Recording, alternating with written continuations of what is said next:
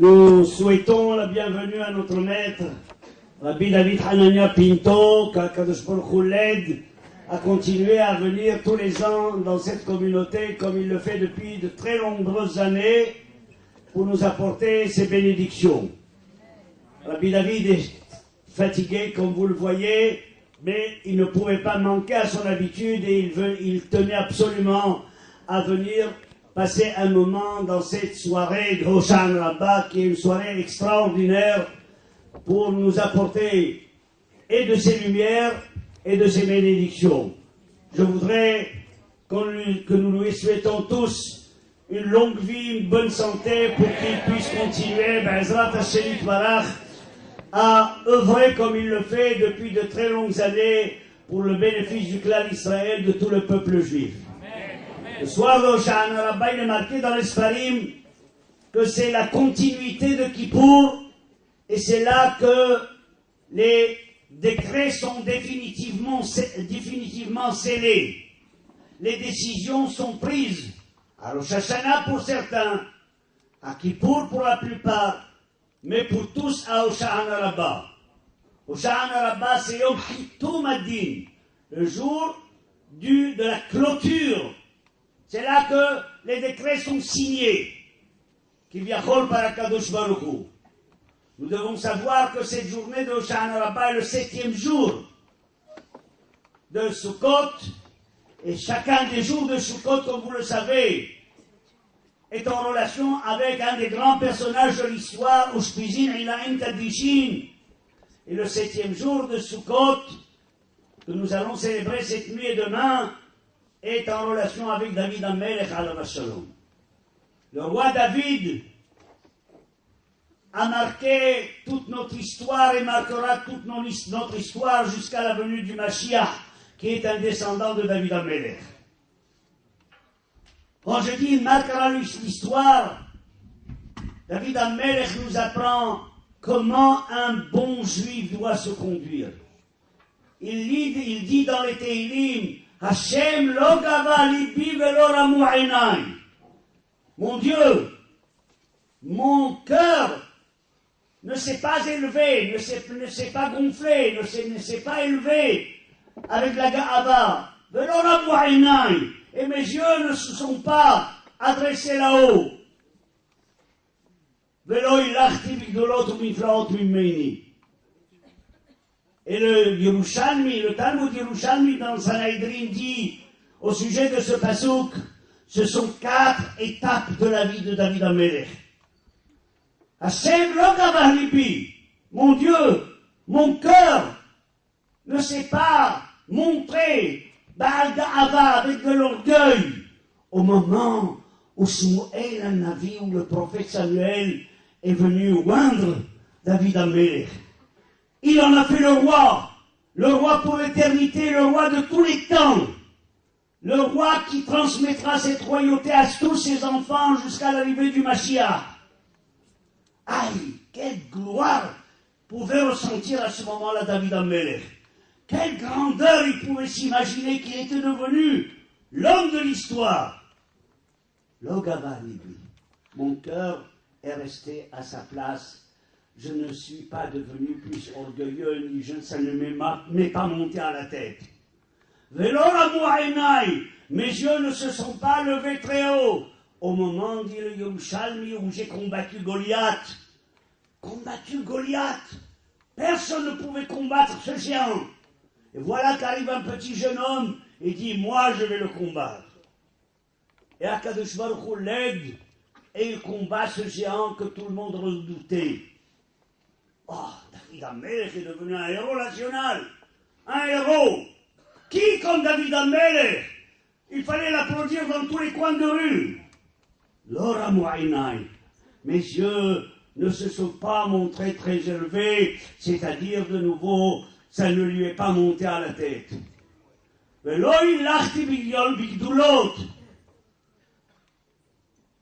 Au moment où j'ai ramené le Aaron HaKodesh qui était dans le Mishkan, et je l'ai ramené à Yerushalayim, en attendant que le Beth Amikdash soit construit.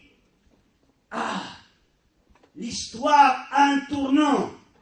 Jusque-là, le Mishkan, la tente de résignation que Moshe Rabbeinu a construit dans le désert, les a poursuivis pendant 480 ans. Et voilà que maintenant, ça arrive à Yerushalayim. Quel jour mémorable, quel jour formidable. Qui fait ça? David. David Amelech continue. Au moment où j'ai été destitué, c'est-à-dire que j'ai perdu mon trône. Et l'histoire, et Akadosh Baruch Hu a voulu que je revienne sur mon trône et que je retrouve ma gloire de roi d'Israël. Tout cela n'a rien changé pour David Amelech. Il reste, comme continue le pasuk, Imlo, nous demande Imlo Hashit, Kagamoul Ale Imo, Kagamoul Ale Nafshi, comme un bébé entre les bras de sa mère. Savoir que tout ce qui nous arrive, les plus grandes choses, les choses les plus merveilleuses, celles qui pourraient sortir l'homme de ses dimensions, celles qui pourraient nous faire croire qu'il est devenu un homme historique. Il reste le bébé entre les mains de sa mère.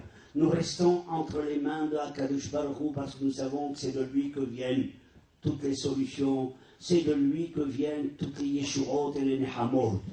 Et ces Yeshuot et Nehamot nous viennent à travers des tzadikim dans chaque génération. Et dans notre génération, nous avons le bénéfice d'avoir tout autour de nous. Imaginez ceux qui habitent au fin fond du monde, en Argentine ou au Brésil, qui voient le Rabbi David une fois ou 2 fois par an. Nous, on peut le voir toutes les semaines. Quelle route nous avons extraordinaire de pouvoir bénéficier seulement de sa proximité. Même si nous n'entendons pas de message, à plus forte raison quand ils nous livrent des messages de Torah extrêmement puissants, extrêmement profonds. Ces messages, cette grandeur d'Akadosh Baruch Hu passe à travers notre tzadikim et nous avons cette chance de pouvoir ce soir bénéficier de cette lumière, de la lumière des tzadikim qui n'est rien d'autre que le reflet de la divinité de Akadosh Baruch Hu. Que Akadosh Baruch Hu nous aide à continuer à nous élever dans le service de Akadosh Baruch Hu, d'approfondir les midot tovot que nous devons avoir. Et nous ne devons jamais oublier qu'il y a un maître au-dessus de nous, que pour chaque chose, que pour tout ce qui nous arrive, à nous sur le plan individuel et sur le plan collectif, et même sur le plan national, et même sur le plan mondial, tout vient de Akadosh Baruch Hu. Si nous savons retenir cette leçon, alors, Be'ezrat Hashem, la présence de Rav Pinto ce soir parmi nous va éclairer nos cœurs et nos esprits. Amen.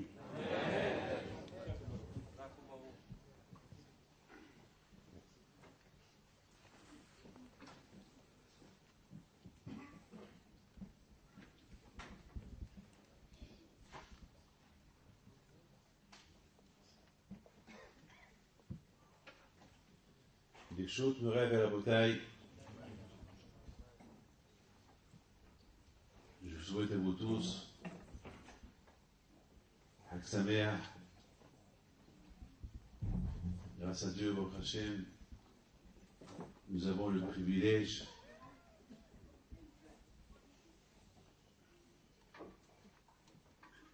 que Hashem nous a donné des fêtes. Ces fêtes que Hashem nous a données pour le renforcer, des fêtes riches, où on peut s'approcher davantage et sentir Hashem à côté. Vous savez très bien que la fête de Sukkot, c'est la fête de la Emouna, c'est au-delà de la notion, au-delà de notre intellect, lorsqu'on dit que dans la Soukha, il y a Hachem. Lorsqu'on dit que dans la Soukha, il y a Abraham, Yitzhak, Yaakov, Moshe, Aaron, David, Yosef, Pinhas, Et sachez une chose, que même nos parents, ils viennent visiter leurs enfants dans la souka. Nos grands-parents, ceux qui ont quitté ce monde, qui sont en Tunisie, ou en Algérie, ou au Maroc, ou en Russie, ils viennent avec les patriarches visiter leurs enfants ou leurs petits-enfants. J'ai toujours dit que, je vous ai toujours raconté que mon père, Alain Shalom, il avait toujours une chaise accrochée dans la souka, et dès qu'il rentrait dans la souka, il disait Shalom Aleichem Abraham. Il regardait la chaise accrochée. Il lui parlait. Nous, on était jeunes, on ne comprenait rien du tout. On voyait une chaise vide. Mais on disait peut-être, Abraham il est petit, on ne le voit pas. Peut-être, Yitzhak est petit nain, on ne le voit pas. Mais mon père pouvait le voir. Et au fur et à mesure du temps, on a compris que on voit ce qu'on ne voit pas. Vous savez ce que je veux dire? On voit ce qu'on ne voit pas. Alors, c'est quoi on voit ce qu'on ne voit pas? À travers la Emouna. Abraham, il est là. Yitzhak, il est là. Yaakov, il est là. Tout le monde est là. Mais on ne les voit pas. Il faut avoir une grande Emouna pour ça. On n'est pas des bébés quand même. Souvent, je vous raconte, une fois à Lyon, il y a un monsieur qui passe. Un monsieur qui n'est pas juif. Il me dit, je peux vous poser une question? Je dis oui. Il me dit, je ne comprends pas, c'est quoi les gens qui rentrent ici dans votre synagogue avec des bouquets de fleurs bizarres, le lave, le hétrog, et on entend du balcon, on voit une cabane, des gens qui prient, des gens qui chantent. Je sais quoi ça? Comment voulez-vous que je lui dise? Réfléchissez. Qu'est-ce que je voulais dire? Je dis qu'à l'intérieur, on bouge, on prend le lave, on bouge avec, il va le prendre pour des fous. Moi, j'ai quelqu'un qui rentre, il me voit en train de bouger avec un lave, il est ma boulée. C'est des fous, ceux-là. Ils sont en train de faire. Et qu'est-ce que je vais lui dire? Je lui dis, il y a là-bas Abraham Abino, et Yitzhak, alors là, il va dire, prends l'exomile. Oui, il va me prendre pour un fou. C'est je veux dire, à l'intérieur, il y a Abraham, Yitzhak, Yaakov, Moshe, quoi, Moshe de la Bible, oui. Mais vous êtes fous. Vous croyez tout ça. Et c'est ça la Emouna. Mais nous, on a cette Emouna de voir, de croire des choses impossibles de croire. Mais c'est impossible. Ils doivent avoir une raison. Comment on peut acquérir cette foi? Mais c'est bébête. Comment on peut acquérir cette foi? C'est au-delà de la nature de croire à des choses comme ça. C'est impossible. On peut croire que j'ai ici un enregistreur, qu'il est là. Pour celui qui ne comprend pas, je lui explique, il va comprendre. Au départ, il ne va rien comprendre comment cet enregistré peut répéter tout ce que j'ai dit. Il ne va rien comprendre au départ. Mais après, je lui explique, il va comprendre. Mais lui dire, Abraham, il est là. Yitzhak, il va me dire, tu le vois? Je dis, oui, il est là, il est là, il est là, il est là. Moi-même, je ne sais pas qu'il est pas, mais je dis, il est là. D'où va créer cette Emouna? Vous savez que ce soir, c'est Yom Kippour. Comme il vient de dire à Benadat, ce soir, c'est la Hatima, ce soir, c'est. Vous savez ce qui se passe ce soir? Ce soir, même les Malachim, ils ont peur. Ce soir, les Malachim, ils courent d'un endroit à l'autre. Ils ont plus peur ce soir que le jour du Yom Kippour. C'est des choses que vous n'avez jamais entendues, mais c'est la vérité. C'est des choses extraordinaires. Que ce soit les Malachim, ils ont peur. Ou ce soir, il y a les échanges de feuilles. Parce que tout ce qui a été inscrit, jugé pendant Rosh Hashanah Kippour, ça peut changer ce soir. Ce soir, on peut changer les papiers. Ce soir, il y a un Mahar qui va naître par Matishuva. Il va aller fouiller mon dossier. Il va voir dans mon dossier des choses pas bien. Allez, il va changer. Bam. Allez, la vie. Allez, la santé. Allez, l'argent. des enfants, un mazal, on change de papier, on change des papiers sur ça, on dit pitkataba, c'est-à-dire que tu auras une bonne feuille. C'est le souhait qu'on souhaite ce soir. Mais qu'est-ce qui se passe? Pourquoi ce soir? Pourquoi la veille? Pendant la semaine de Sukkot, la semaine où tout le monde est heureux, eh bien, ce soir, on va faire le chauffard, les tkiot, les sliot, comme Kippour. Vous savez que le Admon Misakmar al-Bashalom, un grand tzaddik, j'ai écouté des cassettes à lui, le jour de Rosh Hashanah, parce que les Ashkénazes, ils font demain toute la journée. Mais il fallait voir comment il pleurait.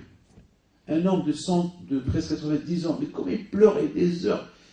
Il a enregistré, il y a presque 10 heures d'enregistrement, 10 heures de larmes, de pleurs. C'est inimaginable. Comment? Le jour de Sukkot, demain, ça devait être Sukkot demain. Nous, ce soir, nous, on veille ce soir, on prie ce soir, mais nos frères Ashkénazes, ils le font de toute la journée. Et comment? Pourquoi? Qu'est-ce qui se passe? C'est pas extraordinaire de voir que Sukkot, c'est tout de suite après Kippour. Il doit y avoir une liaison entre Kippour et Sukkot, 100%. Je voudrais, les amis, vous dire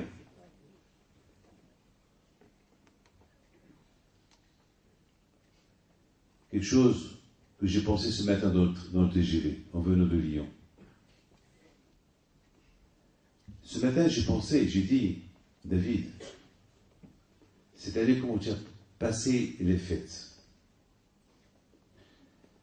Je voudrais vous dire que selon comment on se prépare pour la fête, on ressent la fête. Je pense que cette année, avec tout le pèlerinage au Maroc, sur le tombeau de Rabbi Hippido, en Ukraine, en Pologne, quand même, on s'est pris de beaucoup d'énergie, le Emouna de cette Tzadikim-là.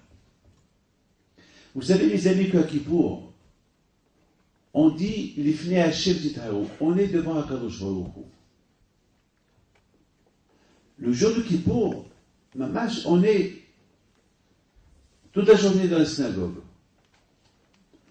Et c'est écrit dans la Torah qu'on est devant Akadosh Baruch Hu. Ki bayom hazeh ichaper alechem, ce jour de Kippour, Hashem va vous pardonner. Pourquoi? Parce que vous êtes devant Akadosh Baruch Hu. Vous imaginez ça? On est devant Hashem, le jour de Kippour.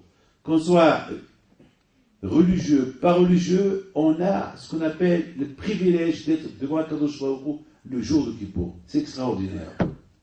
Et le jour de Kippour, même ceux qui ne sont pas religieux, même ceux qui sont loin de la Torah, moi je connais quelqu'un, je ne peux pas dire son nom, que toute l'année il ne fait rien du tout, ni Shabbat, ni Kashrut, ni rien du tout. Et le jour de Kippour, le jour de Kippour, je vous donne un parole d'honneur, on dirait le plus grand tzaddik du monde. On dirait le plus grand tzaddik du monde. Mais il faut voir quand il m'a appelé me dire, Rabbi David, c'est extraordinaire ce Kippour-là. Mais c'est le juif du Yom Kippour. C'est le juif du Yom Kippour. Mais il pleure, il prie, il ne part pas, il fait un Kippour. Et après Kippour, il devient le monsieur de toute année. Mais quand même, ce jour de Kippour, il a senti à Kadosh Baruch Hu. Le problème, c'est ce sentiment, cette approche que tu as avec Hachem à Kippour, eh bien, il faut le traîner avec toi pendant le reste de l'année. Eh bien, mes amis, écoutez très bien ce que je vais vous dire. Je pense, la raison pourquoi nous avons une grande émouna, on croit tout ce qu'on nous dit à Sukkot, c'est parce qu'on a encore l'influence de Kippour. Parce qu'à Kippour, on a reçu quelque chose de gratuit, lequel l'assistance, on a été assisté par Hachem. Hachem était à côté de nous. Donc, quelque part, Hachem, il nous remplit avec l'émouna. Il y a cette auréole d'Hachem qui va s'envelopper en nous, qui va s'habiller en nous. Donc après Kippour, lorsqu'on fait la soukha, lorsqu'on me dit, il y a Hachem dans la soukha, ben je vais le croire. Lorsque vous dites, ah bah, Mitzhak Yaakov, ben, je vais croire. Parce que je suis encore dans l'ambiance de l'Ifni Hachem d'Itao. Je suis encore dans l'ambiance d'être encore à côté d'Hachem. Lorsqu'on est à côté d'Hachem le jour de Kippour, avec un peu d'effort, on peut continuer ce l'Ifni Hachem même après Kippour. Et c'est la raison pourquoi Sukkot, on peut sentir la présence d'Hachem à Sukkot. Je voudrais vous raconter une histoire. Il faut savoir qu'à Kippour, on se construit. On se construit à Kippour. Et à Sukkot, on peut déjà y habiter. Dans la maison qu'on a construite pour nous. La construction avec la Teshuvah, être devant Hachem, on devient d'autres. Et voilà, écoutez ce que je vais vous raconter. Il y a quelque temps, j'étais en... Je ne peux pas vous dire le nom, parce que pour ne pas qu'il soit gêné. J'étais en Pologne, il y a un mois. Et en Pologne, on était à Krakow. Et on cherchait le tombeau de Baal Megalé Amokot. Il y a un grand tzaddik qui est enterré là-bas. Et on cherchait sa tombe. C'était en pleine nuit. Et dans la nuit, on voyait que une dizaine de personnes, on cherche. Et voilà, il y a un téléphone qui sonne. Et le téléphone qui ne veut pas arrêter de sonner. Il sonne. Et je ne voulais pas répondre au téléphone.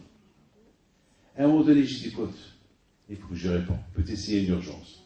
Et je tombe sur quelqu'un, un rabbin. Il me dit, Rabbi David, j'ai un grand problème. Chut.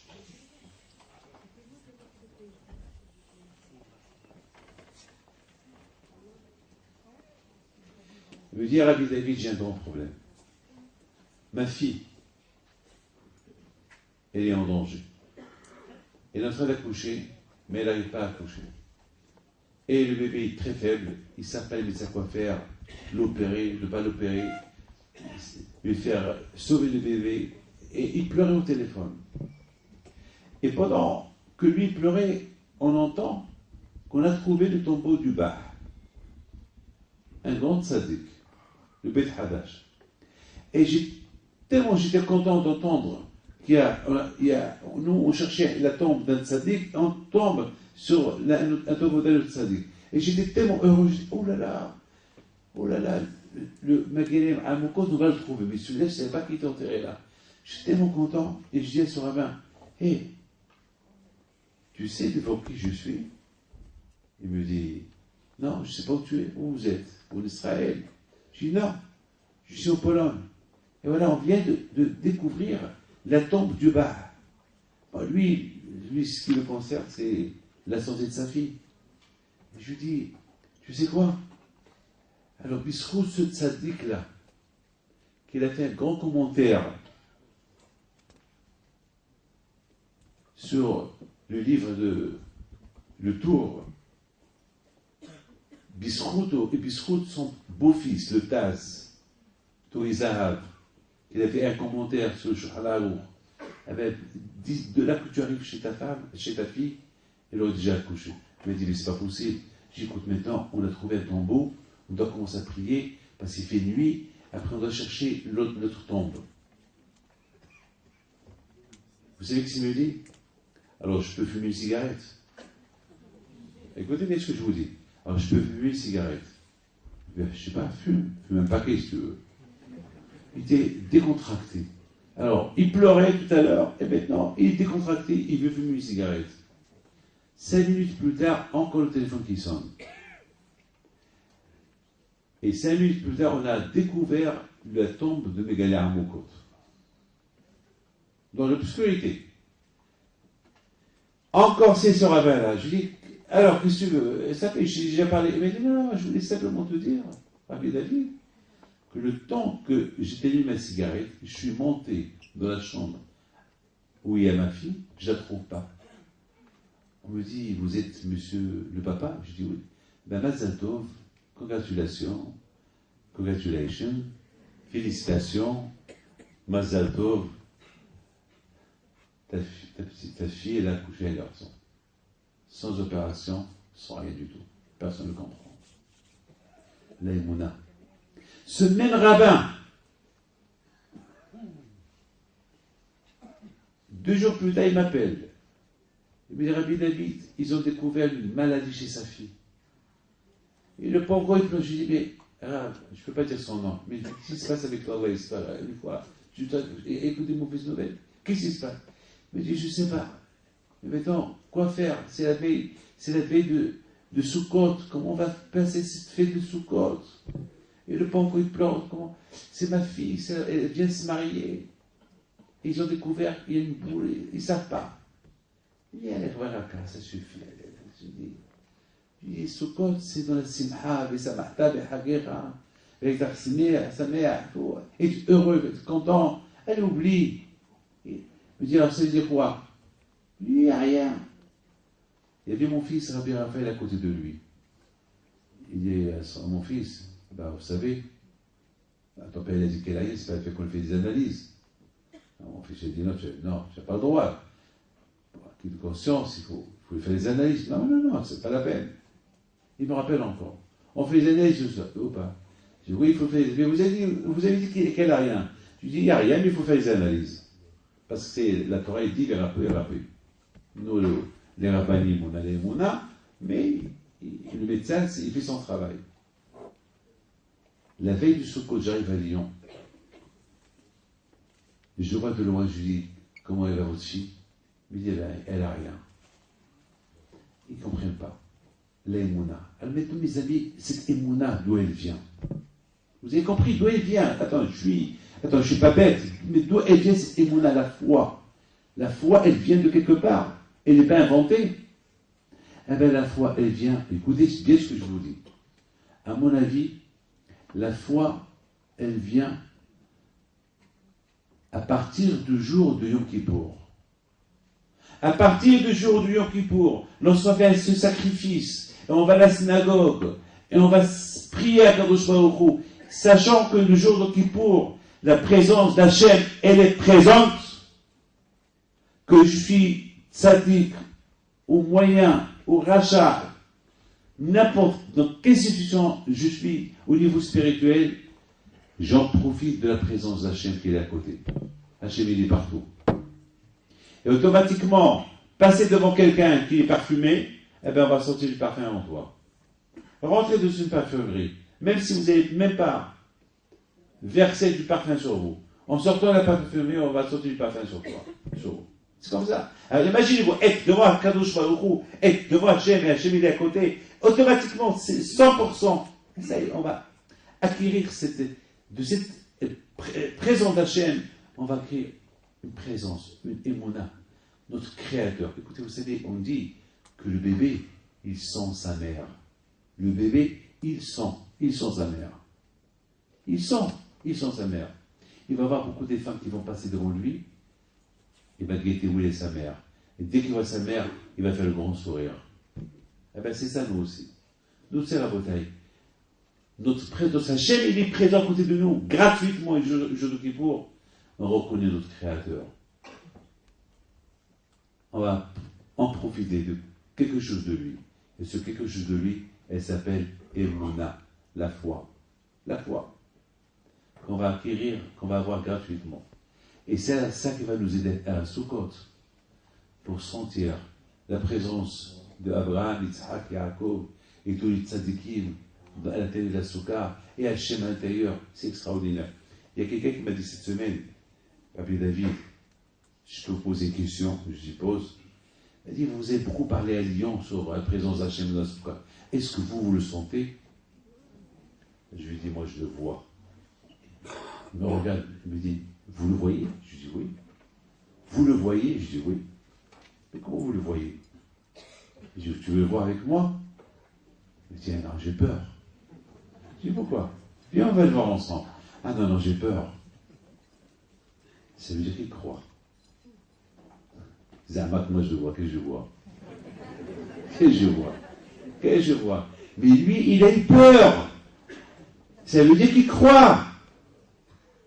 Vous n'avez pas être bête. Vous savez, parfois on utilise la psychologie avec les gens qui croient qu'ils ne savent rien du tout et ils découvrent.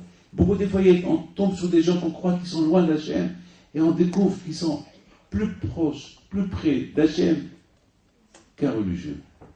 Vous vous rendez compte, ce monsieur-là, il me dit j'ai peur. Je dis, comment il a peur?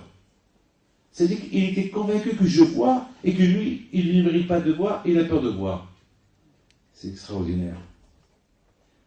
À Kippour, on est devant Hachem. Et à travers cette présence d'être devant Hachem à Kippour, aïe aïe aïe, c'est qu'on pouvait continuer. C'est comme lorsqu'on ouvre le robinet d'eau et on le laisse ouvert et que l'eau continue à couler. C'est qu'on pouvait continuer dans cette émouna-là. Et je peux avoir, s'il vous plaît, le livre de Sekot qu'on ne m'a pas donné.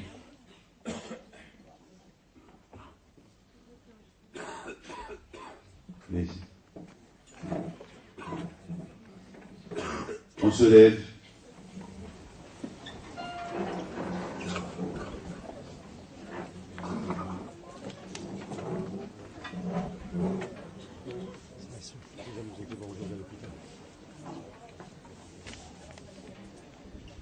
Aïe, aïe, aïe, aïe, aïe.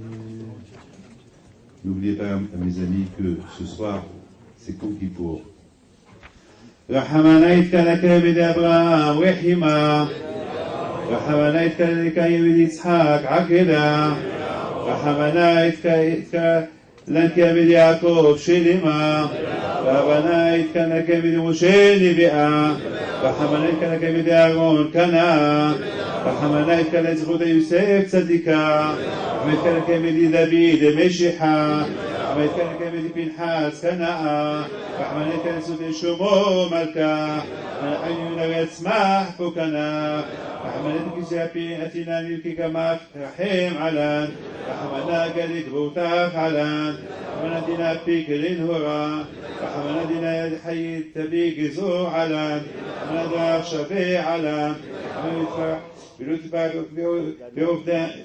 بيوفدا بشيمنان رحمنا سباق أشفي علان رحمنا رحيم عليه إشماتين رحمنا شتى تفتح عيتي علان رحمنا توب مغزر رحمنا من دارك مكما ויעבור אדוני על פניו ויקרא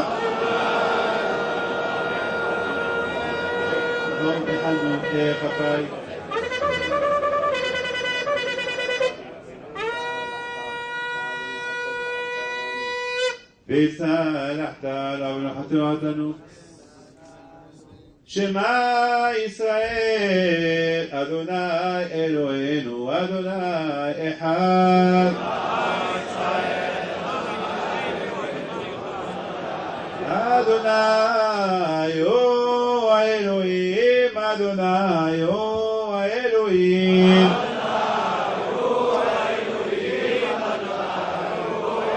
אדוני הוא האלוהים אדוני הוא האלוהים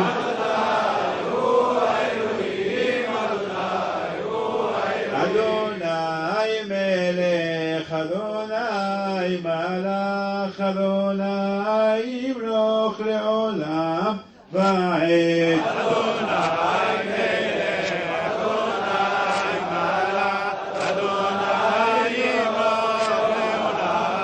אדוני מלך אדוני מלך אדוני ימלוך לעולם ועד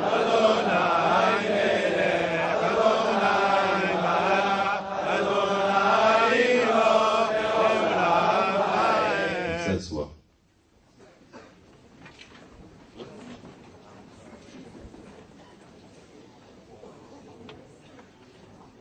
Rabotai, après le cours B'ez Hashem, je donnerai quelques messages pour toute l'année. Mais avant, on continue. Parce que nous avons commencé que ce soir, pour qu'il dise à Yitzhak Blazer, à la Shalom, un grand tzaddik, il explique une chose extraordinaire. Il explique à quoi on compare la fête de Rosh Hashanah et de Kippour. Eh bien, on compare cette fête-là à le marchand des animaux qu'il allait vendre à l'abattoir. Ils vont passer devant lui, les animaux, et il va faire des signes. Il va mettre sur le dos ou un signe rouge ou un signe blanc. Et on sait très bien, s'il fait un signe rouge, ça veut dire que c'est l'abattoir. Et s'il fait un signe blanc, ça veut dire qu'il va rester vivant. Et à Rabotai, c'est exactement, il dit Rabbi Yitzhak Blazer, c'est ce qui se passe à Rosh Hashanah et Kippour. On passe devant Akadosh Baruch Hu, il nous fait une marque, un signe, on ne sait pas quelle marque il a fait sur nos autres, on ne sait pas si c'est rouge ou blanc. Vous imaginez cette vache, si elle savait qu'on l'a marquée avec du rouge, elle va tout faire, elle va se frotter le dos pour enlever cette marque, pour ne pas qu'elle va à l'abattoir. Et on ne sait pas, on passe. Regardez Rabotai cette année, Rav Chantal, le pauvre. L'année dernière, Rav Chantal, le directeur de Beth Ifra. Il y a quelques mois, il a fait le gala. Il y avait un grand problème ce jour là-bas. Parce que j'étais l'invité d'honneur et il avait besoin d'une grosse somme d'argent pour payer le nouveau bâtiment qu'ils ont acheté, qu'ils ont construit. Et j'avais un problème parce que mon petit-fils, il était à l'hôpital. Et je l'ai appelé, j'ai dit, écoute, Rav Chantal, je n'ai pas la tête, je ne peux pas aller ce soir au gala, je ne peux pas. Il dit, Rabbi David, si vous ne venez pas, on ne va pas ramasser l'argent. Je lui dis, bon, la prochaine fois, il me dit, et qui dit que je vais être là la prochaine fois? Je dis, bon, Rav Chantal, je vais voir. L'après-midi, j'ai levé mes yeux vers le ciel. Je dis, Hachem, tu peux tout arranger aujourd'hui. Tu peux me rendre content, alors Chantal content, et mon petit-fils et ma fille contente. Si mon petit-fils quitte l'hôpital, tout le monde va être content. C'est tellement facile pour toi, Hachem. Et s'il sort, je peux aller au gala, et si Dieu veut, je vais leur raconter l'histoire du deal que j'ai eu avec toi, Hachem. Parce qu'avec Hachem, on peut faire des deals. Vous avez compris? On peut s'arranger avec lui.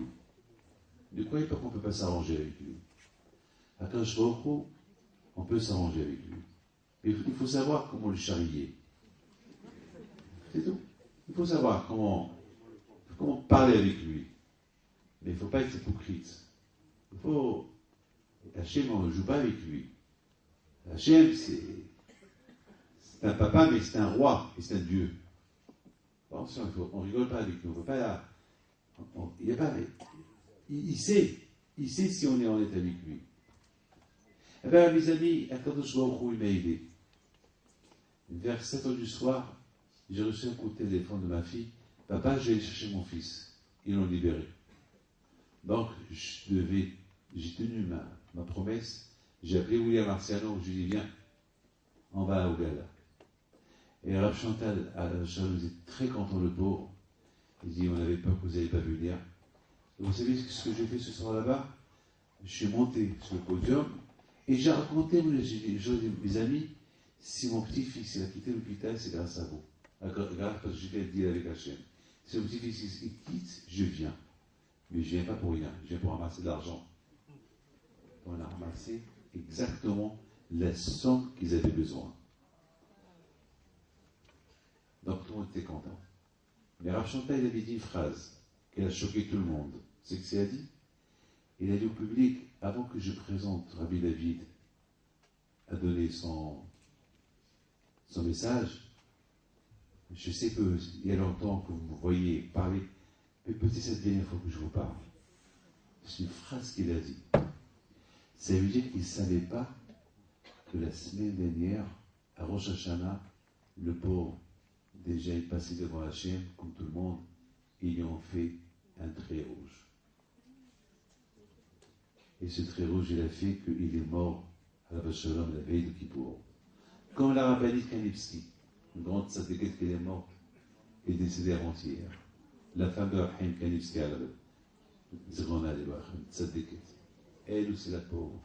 10 jours après Rosh Hashanah, la pauvre. Mes amis, personne ne sait ce qui peut se passer. Mais, puisque nous avons gagné le temps, Baruch Hashem, on est arrivé à la Hatima, on est arrivé à ce soir, les choses peuvent s'arranger. les choses peuvent changer. Parce que mes amis, il faut savoir une chose. La veille de Kippour, la veille de Hoshana Abba, c'est comme Kippour. Pourquoi vous savez pourquoi? Parce que mes amis, écoutez bien ce que je vais vous dire, c'est un peu... Ce soir, c'est la fête de la conclusion. C'est la fête, on va résumer tout le mois. Il se résume ce soir. C'est comme une conclusion, c'est comme quelqu'un qui fait une thèse, elle a fait la thèse, il fait une conclusion. Un sikum. Un sikum. Ce soir, quand je vois il misakem, il va voir comment. Pardon? C'est une synthèse. Hachem ce soir. Pourquoi ce soir? Eh bien, mes amis, parce qu'écoutez bien ce que je vais vous dire. Pourquoi ce soir? Eh bien, exactement la même raison que je vous ai dit tout à l'heure. Parce que à Sukkot, on est arrivé à une émouna en Hachem, une émouna extraordinaire. Une émouna en Hachem, une émouna, une foi, oh là là, qu'on sent Abraham, Yitzhak et Yaakov dans la Souka. Et tout ça, c'est par rapport à Kippour. Alors, quelque part, quand je vois qu'ici le faire, le Hachem, il voit que nous avons été tellement influencés par la fête de Kippour. Alors, qu'est-ce qu'il dit? Il dit à Hachem, bon, puisque c'est comme ça, alors, allez, viens, puisque Kippour a fait un effet sur vous, alors viens, on va ajouter encore un jour qui ressemble à Kippour, qui s'appelle Jean Araba. C'est comme on invite quelqu'un, et la maman, elle lui fait des boulettes, ou la pkélia, c'est un bon repas, la pkélia. Et voilà, elle voit l'invité qu'il mange. Il a fini tout, elle s'est appris, il prend le pain, la sauce. Qu'est-ce qu'elle fait? J'ajoute. Elle lui ajoute. Hachem, il voit que Kippour a fait un effet bénéfique en nous. Il voit que Sukkot, elle a fait un effet bénéfique. Et alors, Hachem, qu'est-ce qu'il dit? Tout cela, c'est à cause de Kippour. Alors, viens, je vous ajoute encore un peu de Kippour. Pour que ce peu de Kippour que je vous ai ajouté, il va vous aider pour le reste. Alors, qu'est-ce qu'on fait? On prend ce soir comme Kippour. Lorsqu'Hachem, il voit que vraiment, au lieu de crier, Hachem, ça suffit, encore tu nous jettes encore une autre nuit comme Kippour, Baraka, ça suffit. Il voit qu'Hachem, il voit qu'on l'accepte avec joie. Je sais ce qu'il fait. Alors Hachem, il dit, oh, maintenant je vais vous donner un autre jour, mais pas comme Kippour, un jour de joie. Allez, parce que vraiment, vous êtes très chic. Et je vous adore. Je reste avec vous. Alors, on va fêter tous ensemble Simchat Torah. Voilà la bouteille, c'est quelque chose d'extraordinaire. Aïe, aïe, aïe. Si vous pouvez comprendre ce que je suis en train de vous dire. Moi-même, je n'arrive pas à comprendre ce que je suis en train de dire. Parce que, je me dis, quelle chance on a. Quelle chance nous avons. Quelle chance nous avons. Mes amis,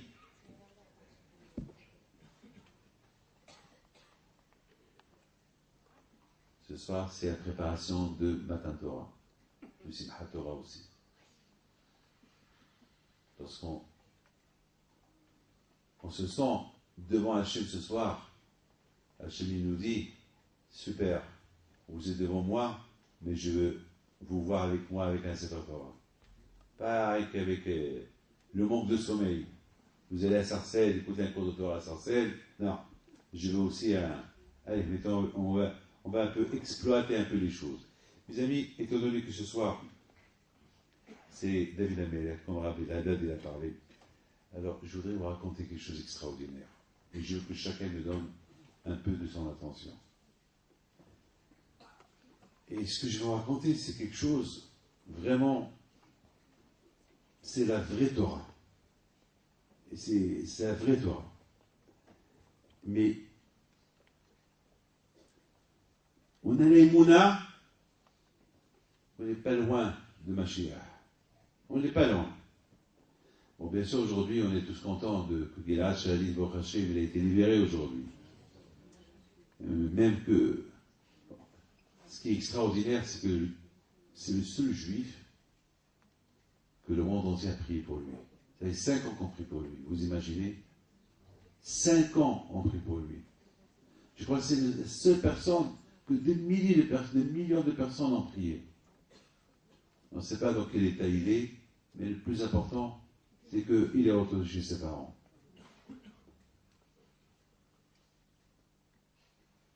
Écoutez bien ce que je vais vous dire.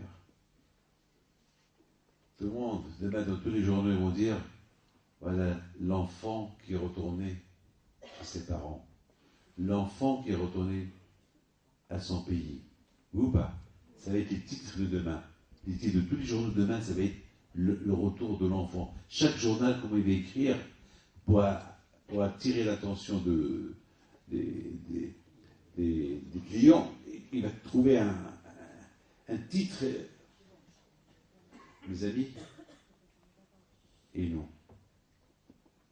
On n'est pas en captivité, non, du Sahara.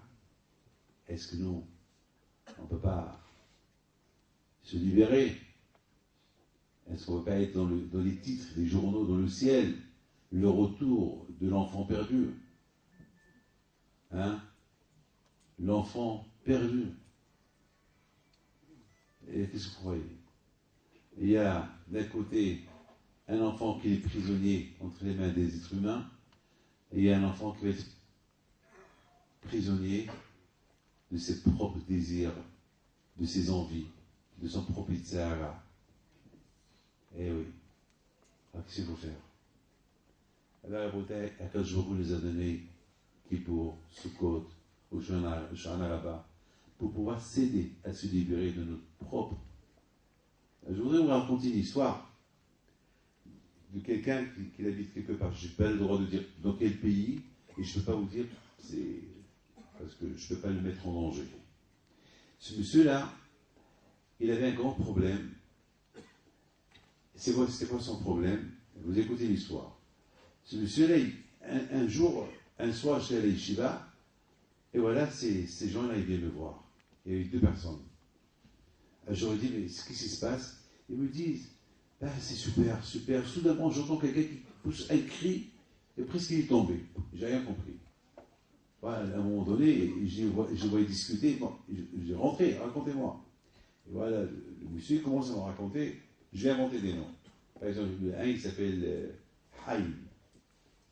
Il me dit, bon, rapidement, je dois vous raconter que mon ami Simon, il a vendu son affaire, mais il a vendu son affaire en espèces.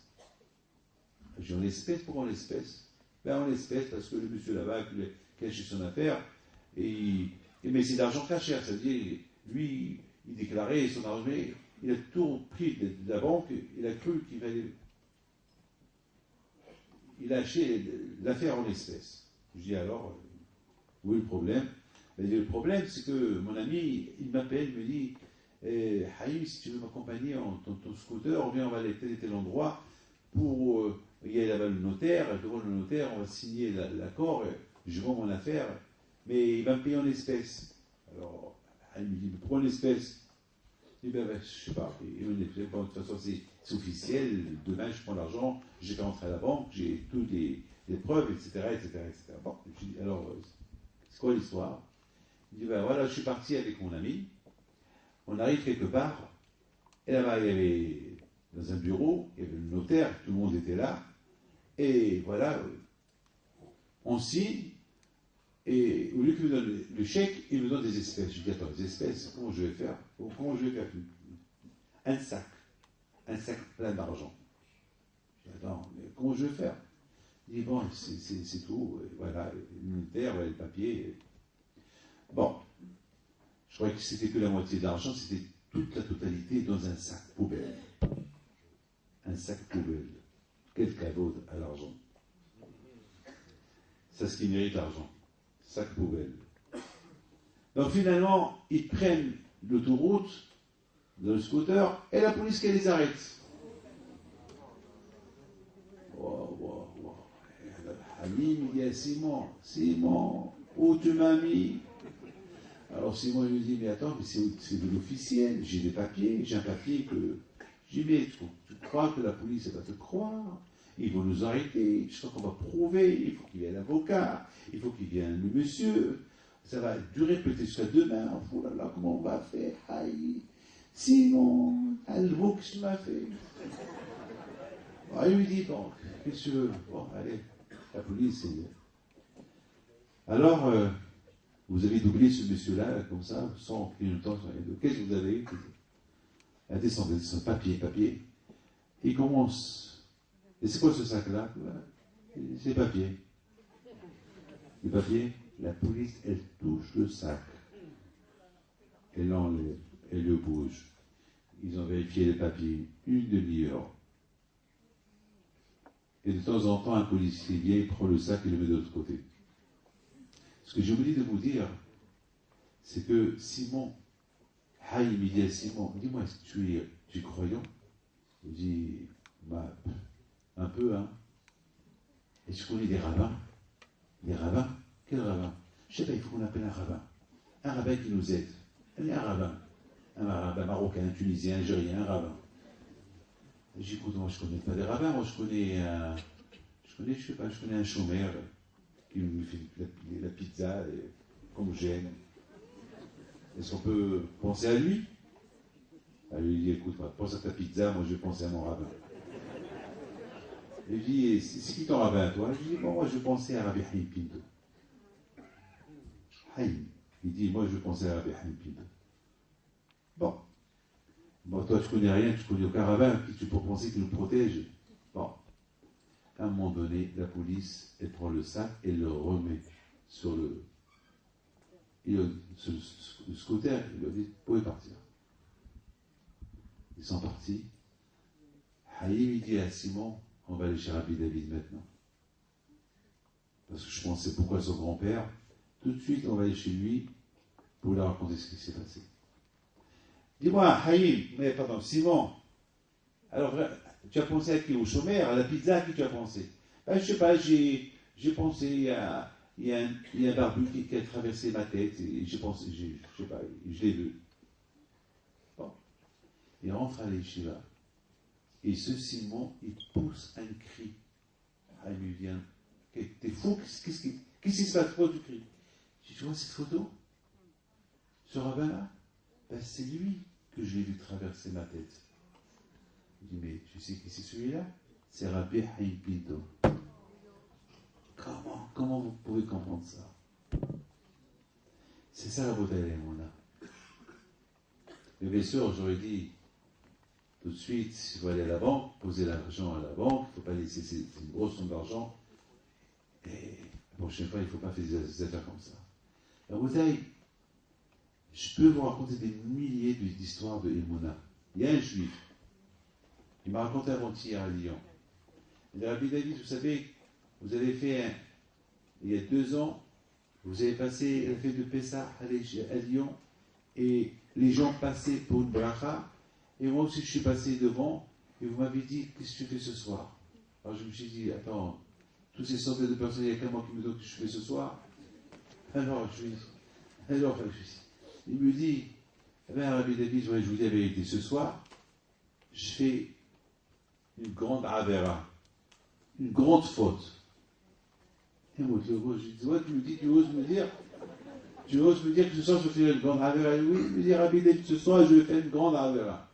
Et quelle avera tu vas faire ce soir? Eh bien, ce soir, c'est les Limona. Et alors, eh bien, j'ai organisé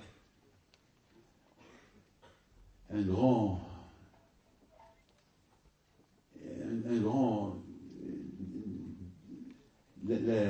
la danse de Mimouna. La danse de Mimouna. Quelle danse? Pourquoi il y a une danse? Ben oui, c'est tous les jeunes, ils vont venir, c'est une soirée dansante et payante. Je lui dis, t'es fou? Le jour de Mimouna, c'est le jour c'est le jour, c'est la continuité de la fête de Pessah. Et toi, tu as cassé toute cette continuité là-haut. Tu vas en inviter des jeunes comme ça, mais t'es fou. Et tu dis, je sais, Rabbi David, je vous écoutais parler, je ne sais pas quoi faire, mais je suis obligé, sinon je vais tout planter, je vais planter les jeunes. Allez, bon, plante-les. Alors, plante-toi toi aussi. Allez, tout le tronc va se planter. Toi, tu dis, c'est moi qui l'ai dit, moi je suis planté, toi tu es planté, eux ils sont plantés. Voilà. Rabbi David, mais vous savez, c'est beaucoup d'argent en jeu. Et alors, on les plante. L'argent, on les plante, ils poussent. Eh bien, à Boutaï, c'est ce qu'il a fait. Le lendemain, il est venu voir avec Rabbi David, j'ai reçu toutes les bénédictions du monde hier soir. Chaque équipe passe, les Tunisiens, moi je suis en Tunisien, les Marocains, mon arabe marocain, et les Algériens. J'ai reçu toutes les malédictions du monde, je les ai reçues. Je lui ai dit, bon, ça va. T'inquiète, toutes ces malédictions vont devenir une bracha. Aujourd'hui, monsieur la bouteille, les mounas qu'il avait, au Khachem aujourd'hui, il est marié, il travaille, il a son affaire. Voilà, les mounas. C'est pas cet argent mal caché, pas caché, qui va te donner la parasse. Et c'est ça la bouteille. Avec l'aide d'Akadosh, la soirée de Sha'an Rabbah, on a tous la Emouna. On sait que c'est quand Kippour ce soir, avec la Emouna que nous avons, on sait que ce soir-là, Akadosh nous a donné un cadeau, un beau cadeau, lequel Hachem y voit l'avantage qu'on a acquis pendant ces moments-là de Kippour et du Sukkot. Akadosh lui dit, eh ben, tiens, je vais l'ajouter encore un jour. Alors je rajoute encore un jour, Sukkot, le 7e jour, le dernier jour de Sukkot. Et alors Hachem il voit que Bémet, on tient profit de ce jour-là, de Sha'an Rabbah. Alors quand il nous dit, bon maintenant, ajoutez-moi un autre jour. Voilà, je vous ai donné un jour de souffrance, comme Kippour, maintenant ajoutez-moi un jour de joie. Un jour qu'on va tous nous célébrer dans la joie. C'est la Torah. Et c'est ça la beauté, c'est extraordinaire. Noam Israël, on a la foi. Mes amis, vous connaissez que le Mashiach il va venir si Dieu veut. Akadosh Baruch Hu, il va nous envoyer Mashiach. Il n'est pas loin de Sarcelles. Et si Dieu veut, Azat Hashem, mais je vous donne la parole d'honneur, on n'est pas loin. Je ne sais pas, je suis convaincu. On n'est pas loin. Avec tout ce qui se passe aujourd'hui, si Dieu veut, on aura nous échos de le voir, Azat Hashem. Je vous pose une question. Vous croyez en Mashiach? Non, vraiment. Celui qui croit, je veux voir ses mains levées. Là, je crois avec tous ces mains-là, et un Mashiach, il est là. Mais attends, maintenant, on va parler en famille. En famille. Qui vous fait croire que Mashiach va venir? L'Emouna. Ou pas? L'Emouna. Qu'est-ce qui va se passer lorsqu'il va venir? Il va y avoir des changements? Il y aura des changements, oui ou non? Écoutez, d'après le Rambam, il n'y aura aucun changement. D'après le Rambam, le monde va continuer la même vie qu'il y a aujourd'hui, mais la différence qu'il va avoir lorsque Mashiach va venir, il y aura l'idéa, on va connaître Hakadosh Baruch Hu. Il n'y aura plus de doute en Hakadosh Baruch Hu. Il n'y aura plus ce doute-là. Est-ce qu'il y a aussi, il n'y aura plus. C'est-à-dire qu'il y aura une émounate. Alors je vais dire à quelqu'un, viens, on va étudier. Il ne va même pas me dire non. Il n'y aura plus de télé. Plus d'internet. Parce que la vie va être facile. Tout va être facile. Avec la vie, elle va changer au niveau spirituel. Maintenant, il va se passer quelque chose. Alors, je vois où il va dire, Abraham Avinu, Abraham, Yitzhak, Yaakov, Moshe, Aaron, David, venez. Ils vont faire une réunion d'État avec Hachem. Et Hachem leur dit, vous savez maintenant, Mashiach il est là, maintenant ça y est, maintenant on va faire un kidouche. Maintenant on va faire un kidouche pour sanctifier l'année que Mashiach va venir, et à partir de là, pour toute l'éternité, ça va être un moment saint. Comme par exemple, le Shabbat. Le Shabbat, c'est le kidouche qui rend le Shabbat un jour sacré. Alors, Abraham Avinu, je vous en prie, écoutez ça. Abraham Avinu, il va être le premier invité à faire le kidouche, et Abraham prend le verre. Il dit à Hachem, je ne peux pas le faire parce que j'ai pas eu des enfants, à part Yitzhak, j'ai pas eu des enfants bien. Non, je ne peux pas. Bon. Il demande à Yitzhak, alors Yitzhak, tu fais kidouche? Israël il dit non, non, je ne peux pas Hachem parce que j'ai eu Esav, Yaakov et Esav, je ne peux pas. Moshe toujours, il est toujours en retrait. Moshe, oui, Hachem, fais le kidouche. Non, je ne peux pas. Moi et Aaron, on ne peut pas. Pourquoi? Parce que nous, on n'a pas eu les échos de rentrer en Eretz Israël. On ne peut pas. Alors, Akadosh Baruch Hu, il regarde tout le monde, et soudainement, il y a un qui s'appelle David, le roi David, que ce soir, on attribue ce soir à David Améler. Il court, il prend le verre, devant tout le monde. Il dit, c'est moi qui va, l'ina et les barrières, moi, c'est moi. Il commence à faire Kidouche. Alors la question, elle est immense. Quoi, David Améler, il n'a rien à se reprocher? David Améler, il n'a rien à se reprocher. C'est pas d'Agahavat, c'est pas d'Achutzpah.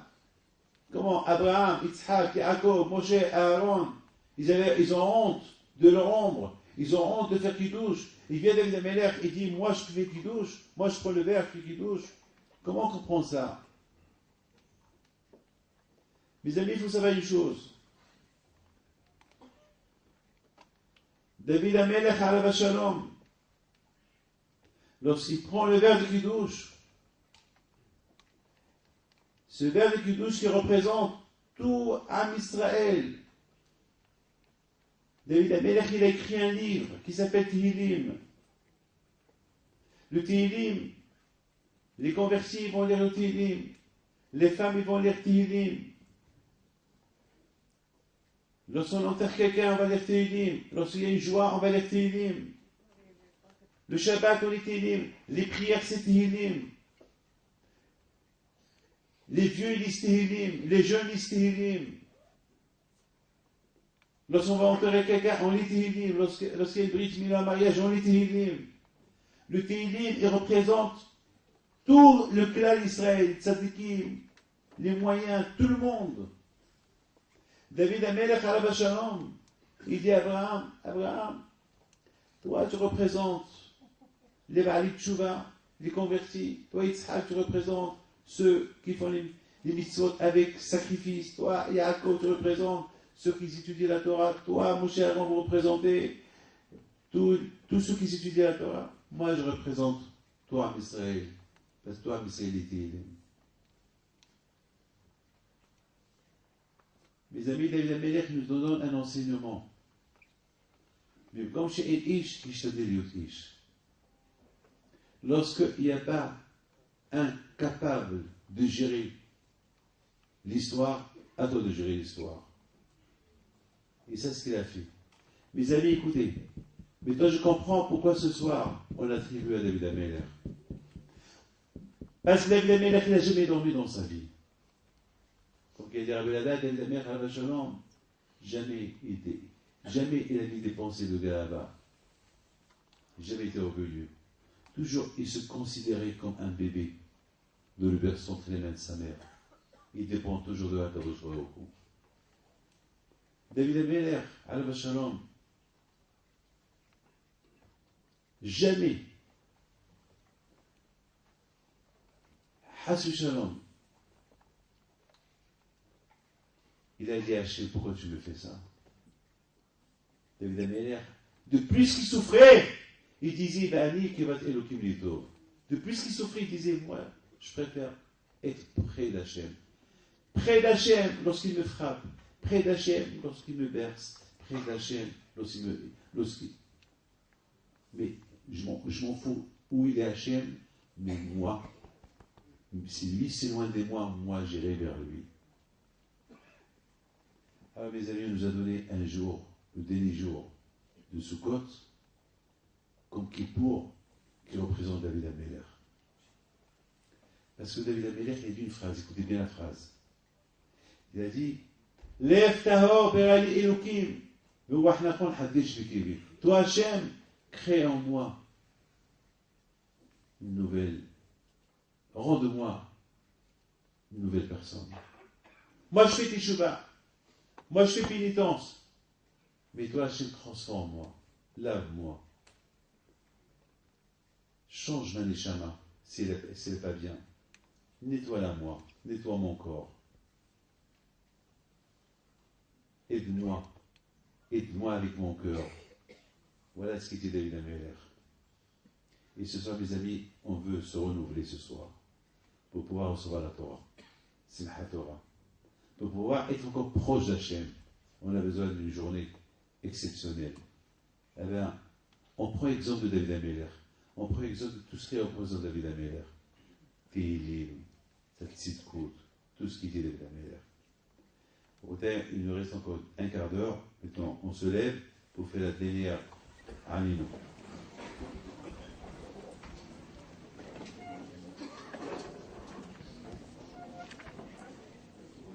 Anenu Elohei Abraham, Anenu. Anenu Elohei Abraham,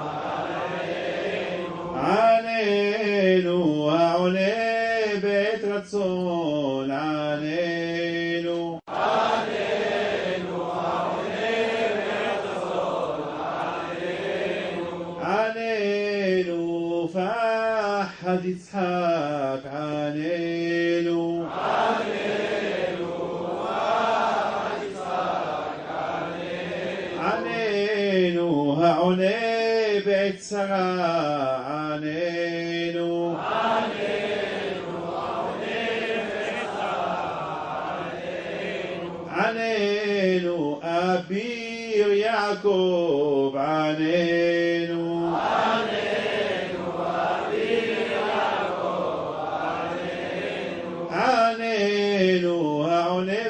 رحميم عنينو عنينو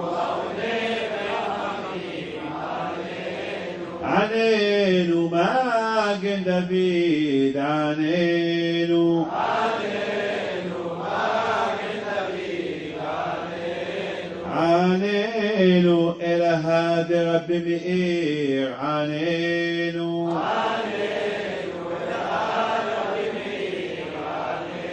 عنينو بزخوته دبر يحاي عنينو عنينو بزخوته دبر يحاي عنينو ميزداب إموت عنينو عنينو ميزداب إموت عنينو عزات الشبتيم عنينو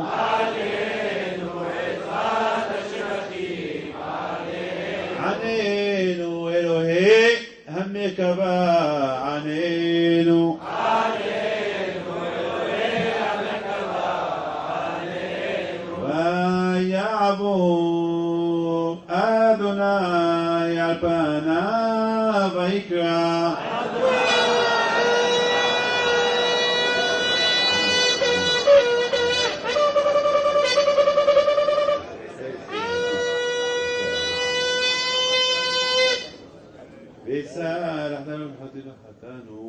On s'assoit encore 10 minutes et on arrête. Après, je vous fais la bracha à vous tous, la Hashem, par le mérite de Behi Pivar de Shalom. Les amis, chacun de nous, ce soir, il va rentrer chez lui à la maison avec toutes les paroles que nous avons dites, les Mouna, se renforcer pour toute l'année. Chacun de nous, Hachem lui a donné des forces. Écoutez très bien, je termine avec cette phrase que je vais vous dire. Le Ben Ish Chai Akadosh, il pose une belle question. Il dit pourquoi la fête du Sukkot, c'est la fête de la joie? Pourquoi? Et pourquoi pas à Pessah? Et pourquoi pas à Shavuot? La seule fête où c'est écrit Zman Simchatenu Be'ita Ach Sameach, c'est une fête de joie. Pourquoi que Sukkot? Pourquoi pas les autres? Alors moi, pour approfondir un peu sa question, ça veut dire comme ça. Nous tous, on sait que Pessah, c'est une belle fête Pessah. Et entre nous, Pessah, bon, vous savez, on aime la propreté. Mais toute l'année, la maison elle est un peu délaissée. Bon, à Pessah, qu'est-ce qu'on fait? On nettoie la maison. On a un plaisir d'avoir une belle maison propre. Dans la Torah, il n'a pas besoin de dire il faut se réjouir à Pessah. Parce que de toute façon, on va être content. C'est la liberté, la libération, etc., etc. Bon, à Shavuot, la Torah ne va pas te dire, il faut être content de la Torah, parce que c'est pas tout le monde qui connaît la valeur de la Torah. C'est pas tout le monde qui connaît la Torah. C'est pas tout le monde. Les tzadikim, ils savent, c'est Rabbi Pito, Rabbi Shimon Yochai. Ils savent c'est quoi la Torah, la valeur de la. Mais pas tout le monde, nous tous, on ne sait pas c'est quoi la valeur de la Torah. Dans la Torah, il ne peut pas dire, il faut être heureux le jour du matin Torah. C'est pas tout le monde qui sait c'est quoi la Torah. Mais Sukkot, je ne comprends pas. Sukkot, il fait dur. Bémet, il m'a dit quelqu'un, hier, Rabbi David, je suis fatigué. Chaque jour, j'apportais des marmites, et surtout ma femme, elle aime la soupe, alors chaque fois, la marmite de la soupe, elle est lourde. Des fois, je me suis sali. C'est une fête un peu dure, Sukkot.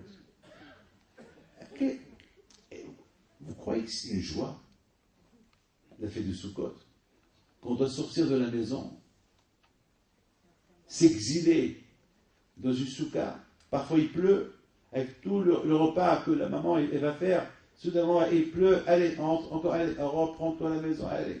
C'est ça, quelle joie! La Torah elle dit que la fête de Sukkot, c'est la fête de la joie. Mais je ne comprends pas.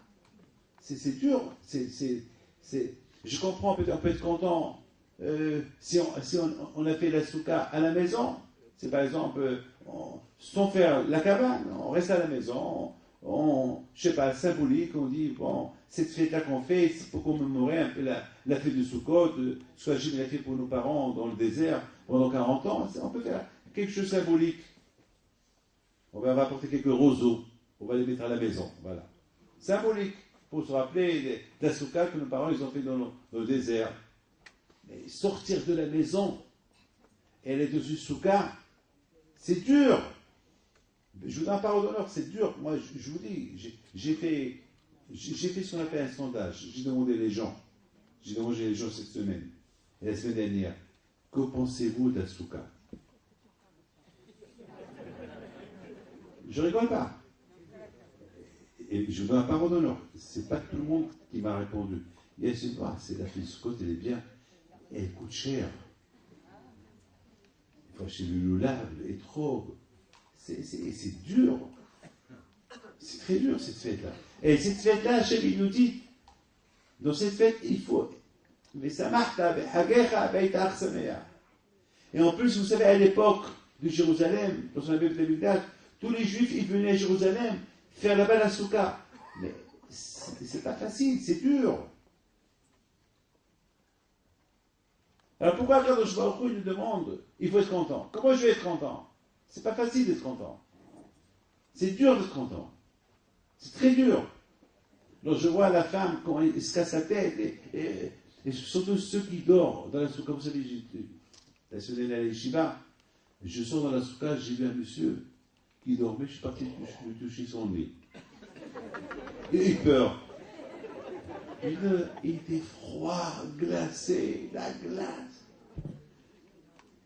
Je lui dis, ça va? Il dit, ça va. Alors, je grelotte, hein? C'est ce que vous appelez la joie? C'est ce que vous appelez la joie? Et lorsqu'il s'est bien relevé, je dis, alors tu es content? Il me dit, oui, je suis content. Ouais. Super. Mais touche son nez. Ah, je sais, c'est pas grave. C'est pas grave. C'est Hachem qui veut. Écoutez, mes amis, ce que j'ai pensé. Vous allez aimer ce que je vais vous dire. La raison pourquoi Akadosh Baruch Hu nous dit d'être heureux le jour de la soukha, Veita Arsamea. Alors, parce que le jour de Sukkot, la fête de Sukkot, Hachem il nous habille avec un habit qui s'appelle Soukha. Et pourtant, on a fait Teshuvah à Rosh Hashanah et Kippour. Mais qui sait que cette Teshuvah a été acceptée? Qui sait? Who knows? Qui sait? Quelle garantie j'ai? Ma seule garantie est que je sais que dans la soukha, HaKadosh Baruch Hu va me pardonner mes fautes. Comment? Comment? Alors prenez le verbe Sukkot. C'est ce que j'ai pensé cette semaine. Prenez la lettre Sukkot. D'accord? La lettre Sukkot, c'est la même lettre de Kesut. Kesut, ça veut dire un avis. Hachem, il nous donne un habit qui s'appelle Souka. Et c'est quoi cet habit? C'est quoi Souka? Souka, c'est les deux noms d'Hachem. C'est que Hachem, il nous habille avec ses noms. Alors, Hachem, il m'habille avec ses noms. Et je ne vais pas être content. Comment? J'ai une garantie que le bon Dieu me pardonne mes fautes pendant la fête de Sukkot. Et je ne vais pas être content. Comment, quand je vois au cou, il m'offre un habit, comme ce fameux habit qu'il a offert à Adam et Hava. Alors, vous savez que Adam et Hava, lorsqu'ils ont mangé l'arbre le fruit interdit, alors, ils se sont rendus compte qu'ils sont nus. Alors qu'ils ont fait, ils se sont vite cachés quelque part. Ils entendent Hachem qu'il arrive, et voilà, ils se sont cachés. Et Akadosh Baruch Hu, il vient, Zamak, et il dit, Adam, where are you? Où es-tu? Et il dit, Allez, là, je suis là. Je suis là. Il dit, où tu es? Ah, je refais, où tu es? Je suis là. Et voilà, quand je lui dis, Hava, où tu es? Et Hava, il dit, je suis là. Elle a peur. Mais qu'est-ce qui se passe? Zbalo, sortez, pourquoi vous te cachez? Mais sortez! Non, on a honte, on a honte. Ah, vous avez honte. Vous avez mangé les fruits. Ah. Alors, quand je vous les a grondés, le prix qu'il leur a donné, un habit, un vêtement. Un vêtement. Alors, la bouteille, c'est ce vêtement qu'il nous donne, Akadosh Baruch Hu, dans la fête de Sukkot. Mais quel vêtement? C'est non à lui. Kissout. Sukkot, c'est les mêmes lettres de Kissout. Un vêtement. Alors, la bouteille, il nous donne du gratuit. On ne sait même pas si on a fait une teshuva ou pas. Et Akadosh Baruch Hu nous donne un vêtement. Comment voulez-vous qu'on soit pas heureux? Comment voulez-vous qu'on soit pas content? Et je termine avec une belle histoire que je vais vous raconter maintenant. C'est une histoire lorsque j'étais jeune. Vous savez, lorsque j'étais jeune, j'ai fait beaucoup de bêtises. Beaucoup de bêtises. Je sautais d'un étage à l'autre. Vous savez, c'est des risques. Vous savez, je montais, je courais derrière les chats. J'étais jeune, j'avais 7 ans, 8 ans. Et un jour, il y avait un juif. Il n'a pas admis que toujours j'utilisais sa terrasse. Je courais là-bas. Bon, il m'a crié une fois, 2 fois, 3 fois. Bon, j'étais jeune, j'avais le vice de courir derrière les chats. Bon, mais le soir, j'allais au bar, je ramassais de l'argent pour le donner aux pauvres. Vous savez, la fête de Pessah, c'est la fête. Chez moi, c'était comme Casino, Carrefour. C'était comme Leader Price. J'avais tout. J'avais tout. Depuis Purim jusqu'à Pessah. Et je stocke.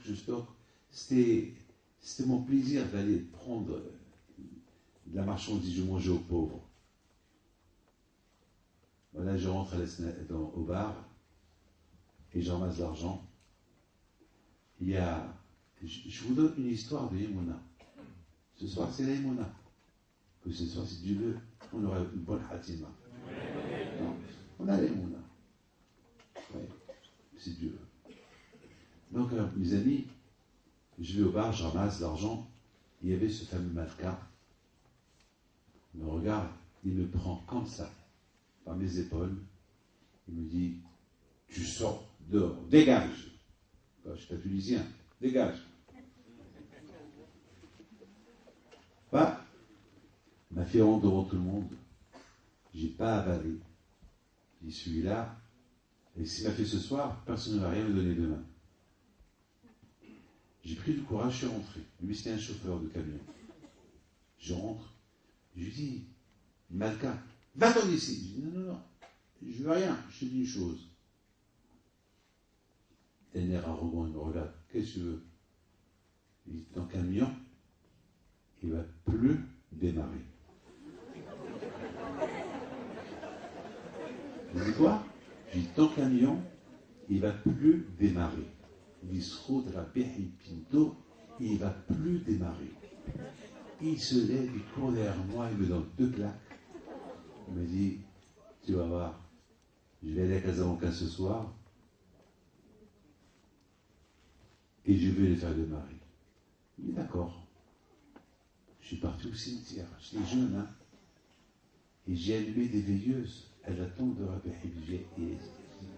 Et Rabbi Pinto, le quart de Malka, moi à l'époque je ne parlais pas français, je parlais que l'arabe. Le quart de Malka, mais il ne faut pas qu'il démarre. Il m'a fait honte, il t'a fait honte, tu vois ce qu'il m'a fait. À cause de lui, personne ne donnait l'argent demain. Bon, j'entre à la maison, c'est tard. Le lendemain, je me réveille. La première chose que j'ai fait, je suis parti à Babtkala. Babtkala, c'est l'endroit où il y a tous les camions pour voir est-ce que le car de Malka, il est là-bas ou il a démarré.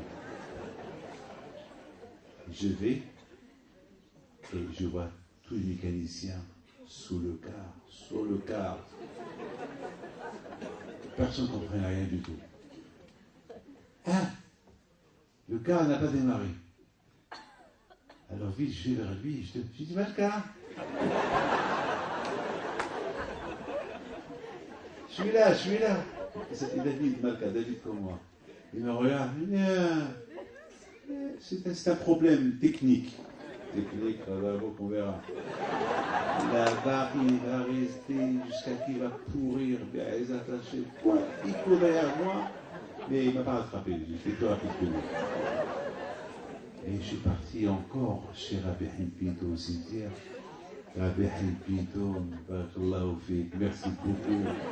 Vraiment, tu m'as écouté. Merci, merci. Je suis parti à Tamotora. Le soir, je vais au bar, je le vois en train de jouer. Il me regarde, il ne me dit rien du tout. Il dit bon signe. Et tout le monde qui me regarde. Et je dis à tout le monde, alors, hier vous ne m'avez pas donné, alors je veux pour hier et pour aujourd'hui. Et je vois que tout le monde me donne. Même Malka aussi, la Mac, il me jette. Je dis Malka, tu ne demandes pas pardon? Et ça l'a énervé. Il me prend devant tout le monde. Il me prend tout l'argent. Encore 2 claques. Je dis Malka, ton camion, fais Kriyat Shema pour ton camion. Tu peux faire Kriyat Shema pour ton camion. Regardez ça, tu mets, enterre-le. Il court derrière moi, je dis plus rapide que lui, je vais au cimetière, je dis Rabbi Pinto, fais attention, c'est un traître.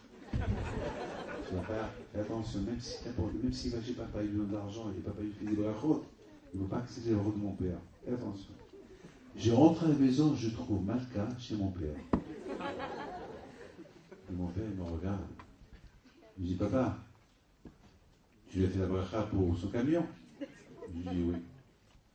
Papa, ça n'a pas marché. Parce que Rabbi Hibbi devait lui montrer à son Malka qu'est-ce qu'il vaut. Alors mon père m'a dit, bon, arrange-toi avec lui, il n'y a pas d'argent. Une semaine, personne ne comprenait. Les techniciens sont venus d'Agadir, de Marrakech, un camion W, personne ne comprend. Il y a tout, il ne marche pas. Mietz. Donc il n'y avait pas le choix, Malka. Il était obligé de se considérer. Quand je dis bien, maintenant on va pèleriner à Pinto. Et là-bas, tu vas me promettre que jamais tu vas me frapper devant les gens. Et lorsque tu me vois, tu seras toujours le premier à me donner. Comme ça, je vais inciter tout le monde à me donner. Il a accepté. Je lui ai dit, mais tu sais quoi? Maintenant, je veux que tu montes dans le camion. C'est toi qui conduis, moi je serai à côté de toi. Et on va faire un tour à Essaouira. Il me regarde et me dit, tu penses? Mais le car, il ne marche pas. Et je lui dis, je sais que le car ne marche pas. Mais il va marcher. Ah, il va marcher, le car. Oui, dis-lui. Vous savez qu'à l'époque, j'étais jeune, j'étais petit. Alors, pour monter au car, il fallait une chaise, il fallait des gens qui me font monter, mais quelqu'un dit non, non, c'est moi qui vais te lever. Alors, je me suis senti tellement à l'aise. J'ai dit, viens, on se promène. Mes amis, près de tout Essaouira, ils sont venus voir cet événement. Il y avait des centaines et des centaines de juifs, parce que l'un l'a dit à l'autre, vous savez, l'information est partie vite. Le quart, tout le monde parlait, le quart de Mackay va partir, il va démarrer. C'était la Tmimout, je ne dois pas. Comment dire, c'était pas, on ne faisait pas ça pour ce. C'était la Tmimout. On avait une Emouna. Emouna, c'est tout. On parlait avec des pierres. Une Emouna, c'est tout. Tout le monde est venu, j'ai rien compris. Pourquoi tout le monde est venu? Pour moi, c'est tout le monde est venu. J'ai pas compris, j'étais jeune. Voilà, mes amis, il met la clé, il me regarde, il me dit. Et je fais le contact, je dis, oui, qu'est-ce que tu fais là? Viens là. Bon. Il démarre. On fait un tour. Mettons, on a fait un bon tour. Écoutez, hein, c'est pas terminé. On arrive à la place de départ. Il me dit, David, avec tout ce qui m'a fait souffrir cette semaine, je ne veux plus te voir. Je me dis, tu recommences encore? Tu recommences encore? J'ai ouvert la porte, j'ai sauté, j'ai dit, il ne va plus démarrer. Après, vite, les gens ils ont dit, David, ça suffit, tu ne joues pas avec un bébé, ne joue pas, mais tu joues avec un pinto. Mais vite, tu es fou. Il a collé à moi, il s'est excusé. Les amis, d'où on a grandi avec ces témoins-là? Parce que nos parents, ils nous ont appris à croire dans les choses qu'on ne voit pas. J'ai une photo, si Dieu veut, dans le prochain bulletin, vous allez la voir. J'ai montré à mon fils, Rabbi Raphaël, hier. Il y a une photo, regardez-moi tous. Il y a une photo de mon père. Il allumait les veilleuses, il était comme ça, comme ça. Il parle avec les veilleuses. Il parle avec les veilleuses. Moi, David Pinto, lorsque j'allume les veilleuses vendredi soir des tzadikim, je parle avec eux. Je dis, par votre mérite, à Kadosh Baruch Hu, il donne tel et tel, tel et tel, tel et tel. C'est comme ça que j'ai enseigné à mes enfants. Parler avec Akadosh Baruch Hu. Je voyais mon père qui parle avec la mezouza. Il parle avec la mezouza. Mais qu'est-ce que tu parles avec le mur? Il parle avec la... C'est comme ça on a grandi comme ça. Chut, mes amis, nous, on n'a pas besoin de Kippour pour s'influencer, d'être devant Hachem, pour avoir cette auréole de foi qui va nous suivre jusqu'à la fête de Sukkot pour croire un peu plus des choses qu'on ne voit pas. On a grandi comme ça. C'est chez nous, toute l'année c'est Kippour.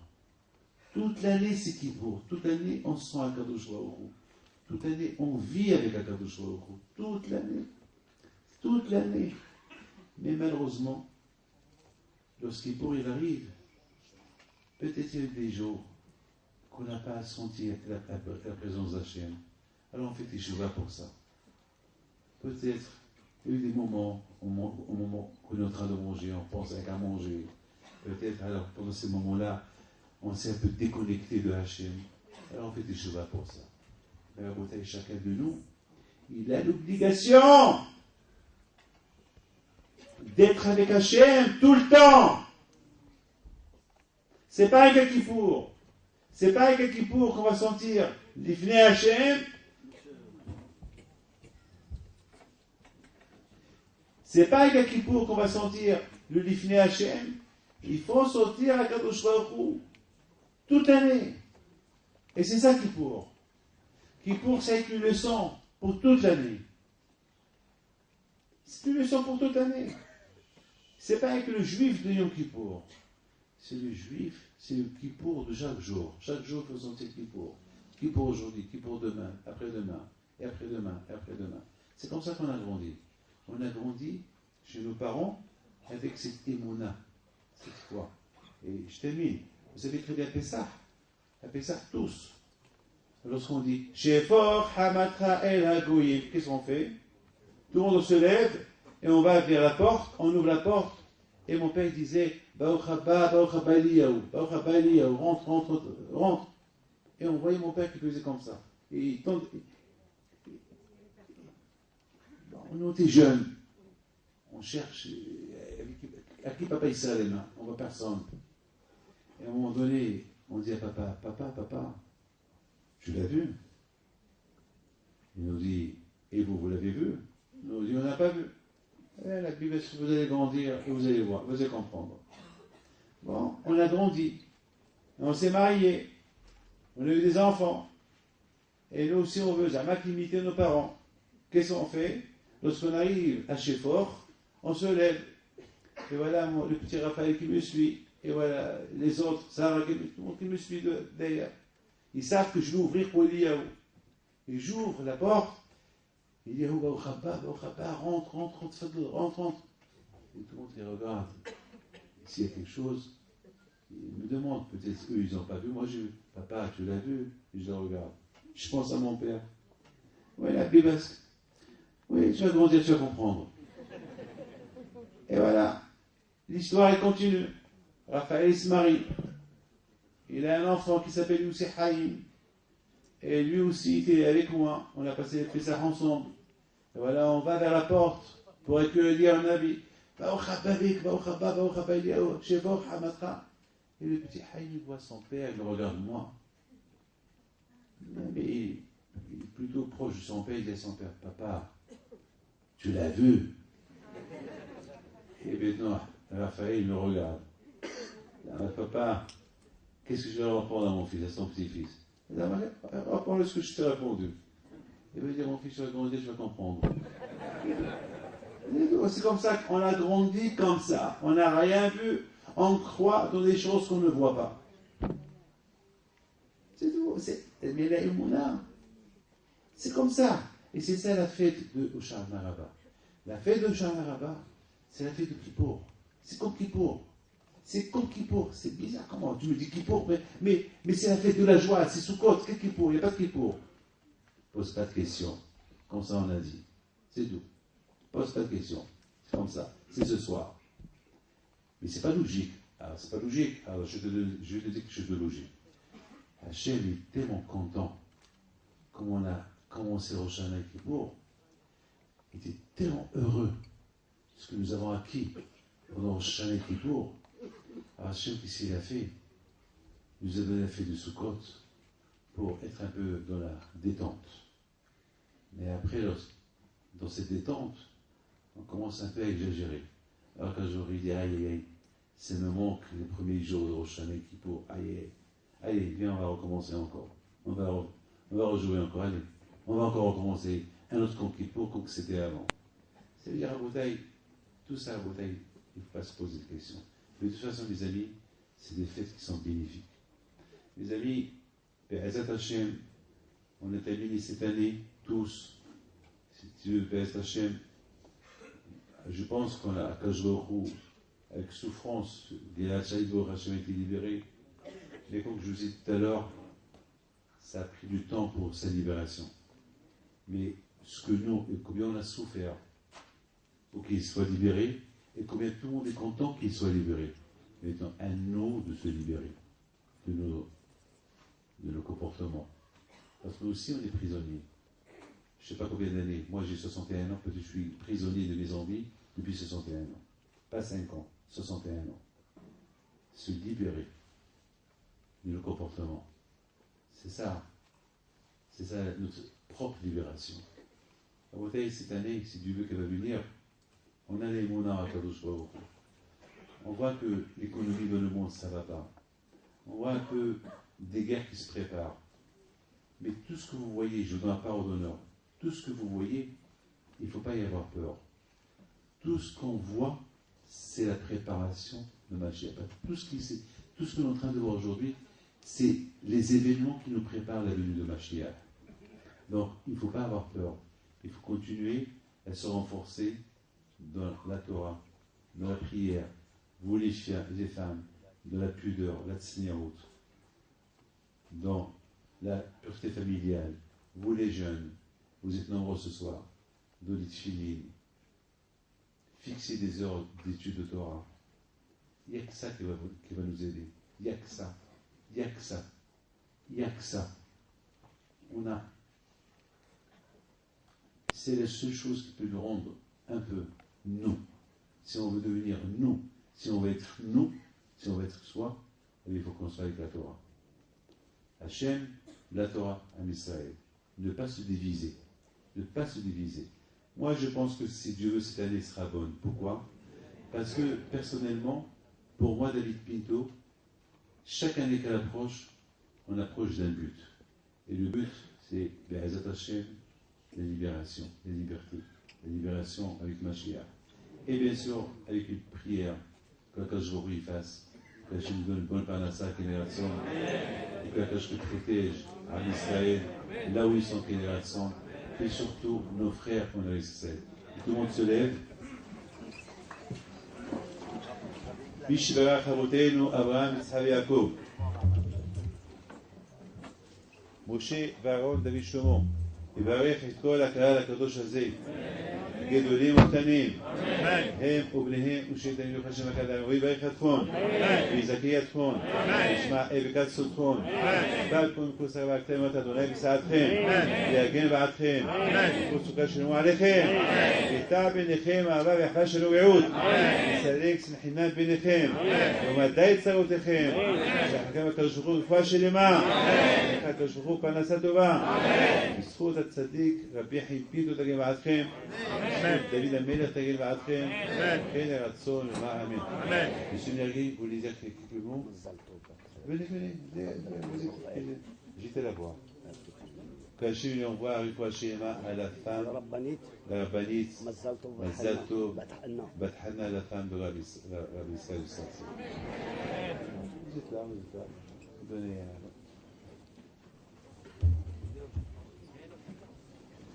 כבוד הרב של רב El-Haddad, chers amis, j'ai l'habitude au Shana Rabbah de passer dans quelques communautés pour participer à la prière. J'étais à Sarcelles et je ne pouvais pas rater le plaisir de venir écouter qu'une petite partie, Rav Pinto, de son Dvar Torah, parce que quel est le peuple fou qui à 2 heures du matin sont réunis par centaines dans une salle d'une école pour écouter des livrets Torah? C'est nous.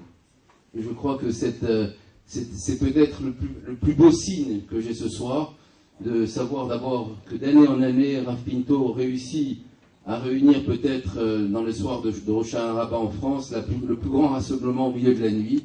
Et je voudrais vraiment vous remercier, Rav Pinto, parce que c'est une leçon que vous donnez de Emouna à notre communauté. Je voulais remercier toutes celles et tous ceux qui sont là, et j'en vois qui viennent d'un peu partout de Paris. Il y a ceux de Sarcelles et il y a ceux qui viennent de partout pour vous écouter et pour se retrouver dans un moment de proximité avec nos valeurs, avec le Rav Béros qui est là, le rabbin de la communauté qui me fait tourner dans l'ensemble des minyanim qui sont ici.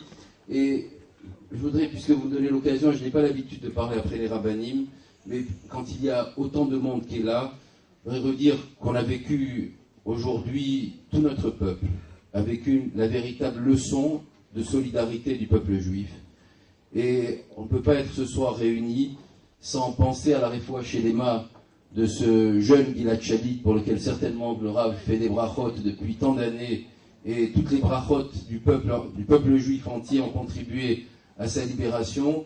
Et en même temps, il est difficile de ne pas penser à toutes les familles endeuillées, à toutes les familles qui ont été victimes du terrorisme et dont les meurtriers sont aujourd'hui ou seront demain un petit peu en liberté. Alors c'est aussi un signal dans cette fête de Emouna, dans cette fête de joie, de se rappeler que nous sommes un peuple solidaire et que jamais on ne laisse personne sur le bord du chemin. Jamais. Et quand on dit on ne laisse personne sur le bord du chemin, c'est vrai dans le drame de Gilad Shalit, mais ça doit être vrai dans notre vie quotidienne. Parce que dans la vie quotidienne, il y a à côté de nous, vous l'avez rappelé, que nous étions otages de nos envies, mais il y a à côté de nous aussi des personnes qui sont isolées, des personnes qui sont seules, des personnes qui sont malades, des fois des personnes très proches de nous. On est tous solidaires d'un homme que nous ne connaissons pas, mais des fois on oublie d'être solidaires de ceux que nous connaissons et qui sont à côté de nous, qui font partie de nos amis, de notre communauté et de notre famille. Alors, ce soir, il faut penser que nous devons être un peuple d'union, un peuple de solidarité, et que nous devons tout de suite, demain, appeler les cousins, les oncles, les parents, ceux que nous n'avons pas l'habitude d'appeler, ceux qui sont à côté. Et si le Rav Pinto a tant de succès, c'est parce qu'il dit avec le cœur des paroles de vérité qui nous touchent à toutes et à tous. Et si aujourd'hui il me paraît important et si je tourne dans beaucoup d'endroits, c'est parce que notre objectif, c'est d'essayer de toucher le maximum de juifs. On est trop peu nombreux pour se permettre qu'une partie de notre peuple reste en dehors de la communauté. Vous savez, on a fait une évaluation à la Ne'ila de Kippour, Rav Pinto, en France. Il y a eu peut-être 200 000 personnes qui se sont réunies dans les synagogues. Si nous sommes 600 000 juifs, où sont la moitié des juifs de France qui n'étaient pas là? Ils sont où? Je peux vous garantir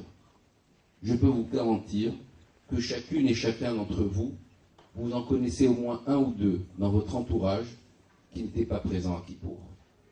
Alors c'est la responsabilité du Rav Pinto, du Rav Béroz, du Rav Eladad, des Rabbanim, des présidents, d'essayer de mobiliser la communauté juive, mais c'est chacun dans son environnement personnel qu'on compte sur vous pour faire aussi ce travail.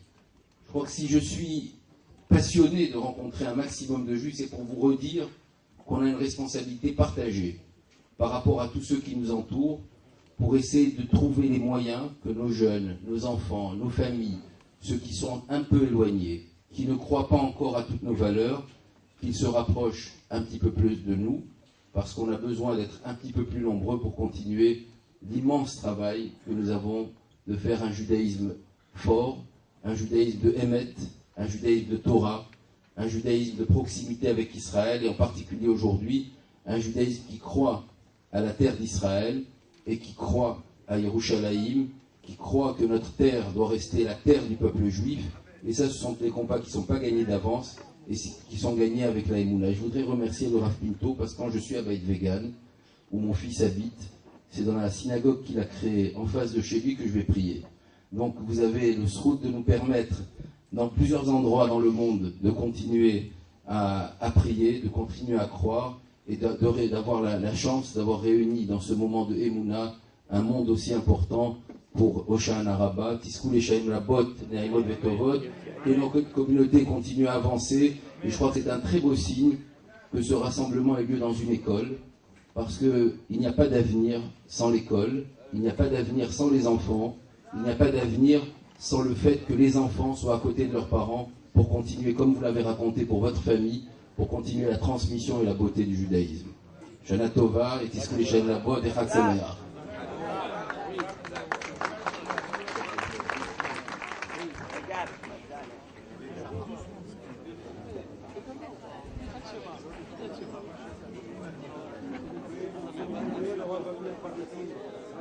Gracias.